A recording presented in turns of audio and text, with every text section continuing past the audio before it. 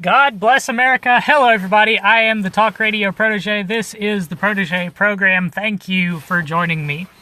So, with all of the talk and gossip about President Trump potentially being mentally unfit, physically unfit in some way, such as to invoke the 25th Amendment and have him removed from office, the president has apparently had a doctor following him around for a long period of time, had him put Trump through a psychiatric evaluation of some kind, one that I don't think is as strenuous as the mainstream media is going to want, but then again, any evaluation that Trump is put under is not going to produce the answers that they want. So, that being said, White House Dr. Ronnie Jackson had a press conference the other day where he answered about 50 minutes worth of questions and gave a report on the health of President Donald Trump. And as I say, White House correspondents bombarded him for about 50 minutes with questions. They're looking for anything to get out of this press conference that could allow them to continue pushing the narrative that the president is unfit for office. If you'd like to see a montage of the kind of questions that they asked, you can go to Louder with Crowder's website, or I guess you could just look up this video, The White House Press Corps Goes Crazy on Trump's Health, on YouTube. It's just a minute and 25 or so montage of some of the questions that would have been that were asked in that meeting. They asked questions about whether the president wears dentures. They asked about the 25th Amendment. They asked about the dementia, and on and on and on.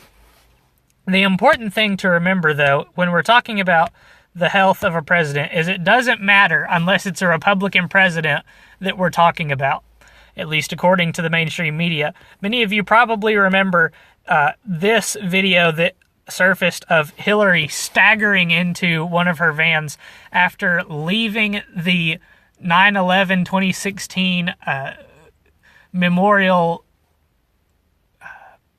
What's the word I'm looking for? The word is escaping me right now. It'll come to me when I move on. Leaving the 9/11 events early, and you can tell that she's not moving into that vehicle of her own power. People that are climbing into a car of their own power behave very differently from the way that Hillary was behaving in this video. And everybody just blew it off. They said that she was overheated. That's not that big a deal. They said she has pneumonia. That's not a tremendously big deal.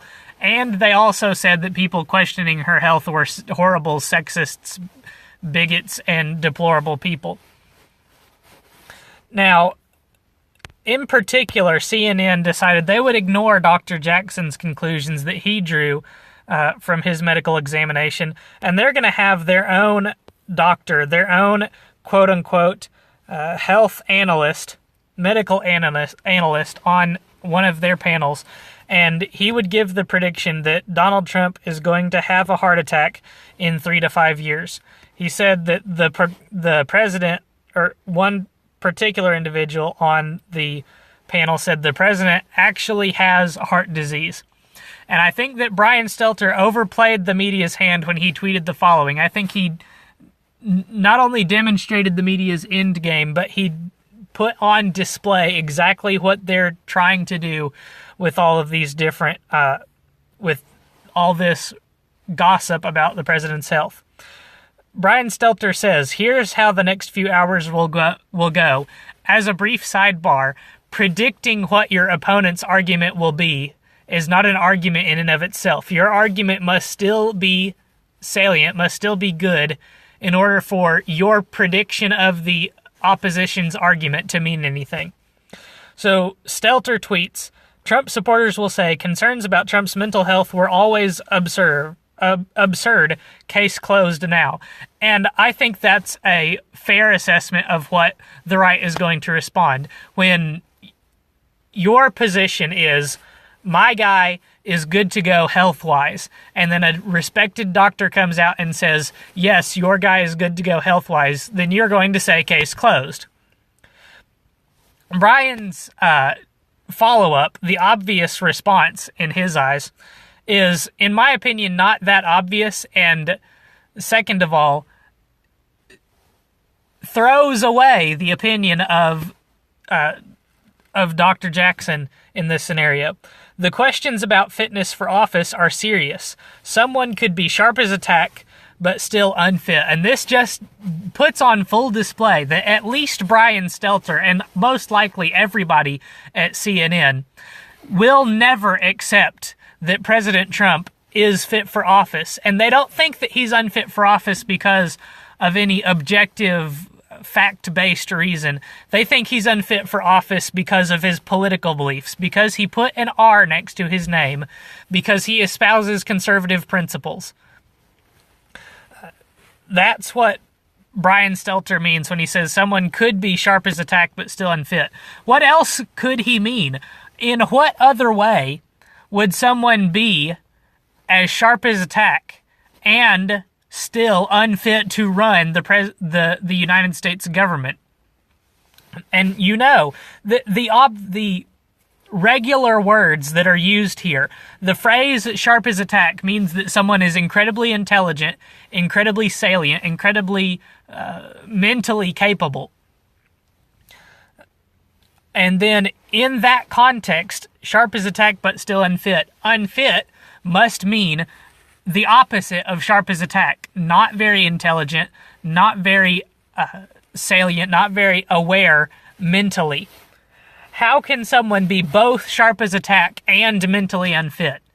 It's actually psychologically impossible, I would suspect.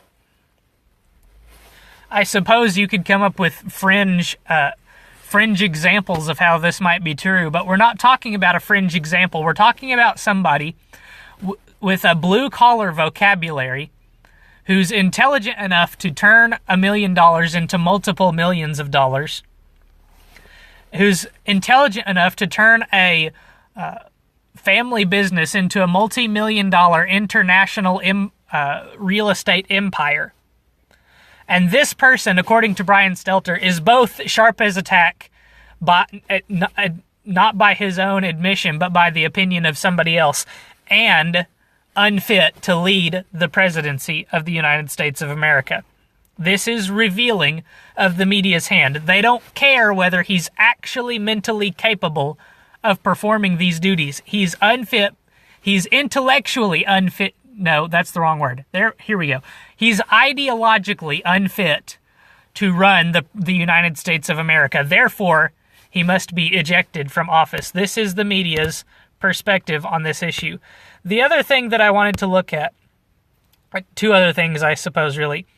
Part of the discussion surrounding, CNN focusing in on the fact that the president is 1 point on the body mass index scale away from being technically obese, and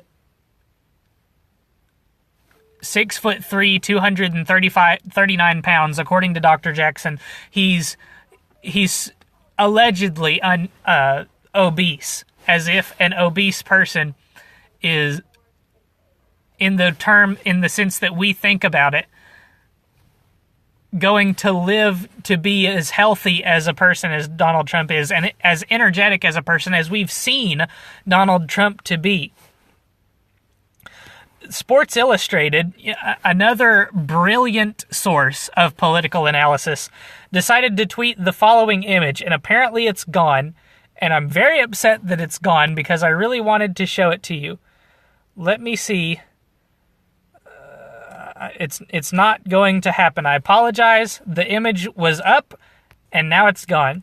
But it compared one of the athletes I recognized. It compared Tim Tebow and one other person to Donald Trump as being 6'3", 239 pounds. They say these athletes are the same size as Donald Trump. Now, without even scrolling down and looking what other people on Twitter were saying, I can tell you why this comparison is wrong. And if you're an athlete, if you've studied physical fitness, if you've studied the body, you know this to be true.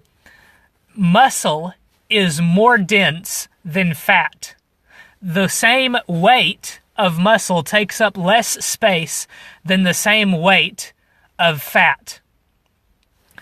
Subcutaneous fat is also more visible than visceral fat. Now, these are all important distinctions to make. Number one, athletes in the prime of their life. Tim Tebow is younger than 40, and Donald Trump is at least 70.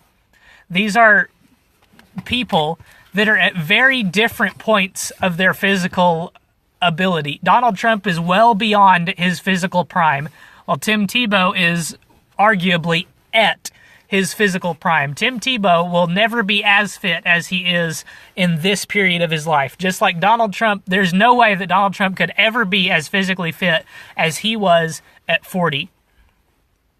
But Sports Illustrated wants to say that Donald Trump at 70 and 6'3", 239 pounds is not actually 239 pounds, or is actually terribly less healthy than Tim Tebow, who is also at 6'3", 239 pounds and 40 years old.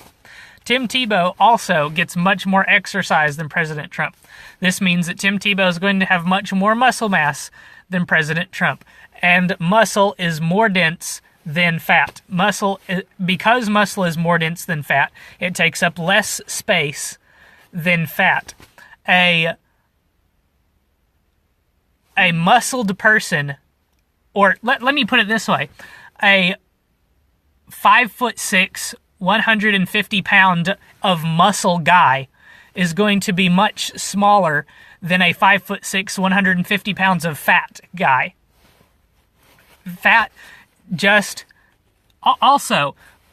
Muscle is distributed all across the body, whereas fat, especially in males, is concentrated in particular areas of the body, so it stands out more. Males typically store their fat in visceral space, which means in the spaces between organs.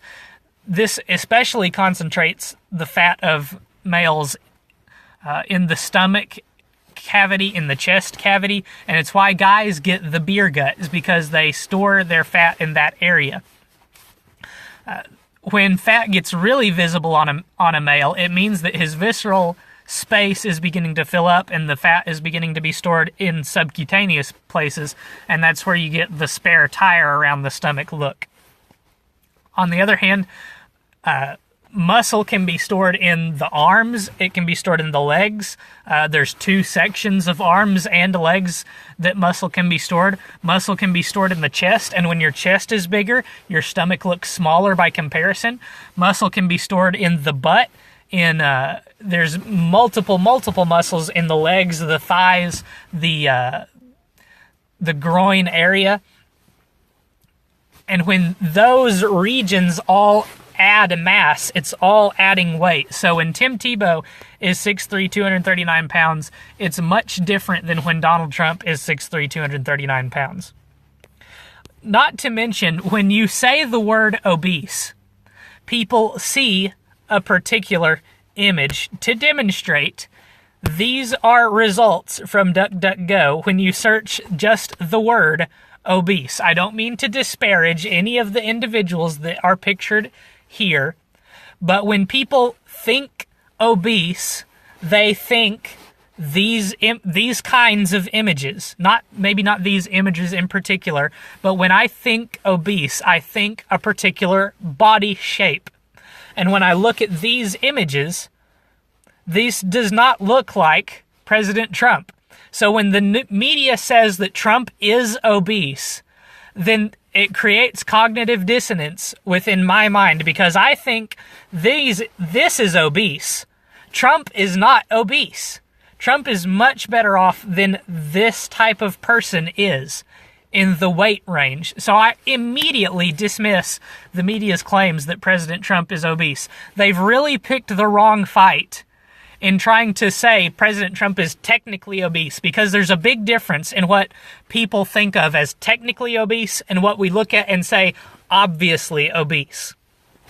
I think the media is really, really overplaying their hand when it comes to analyzing this health report from Dr. Jackson. That's all that I have to say on the topic at this time. Thank you so much for watching. I hope that you enjoyed. If you did, feel free to leave a like and maybe even subscribe and hit the bell for notifications so that you don't miss upcoming videos. We're doing new news reports every weekday. You are not going to want to miss these.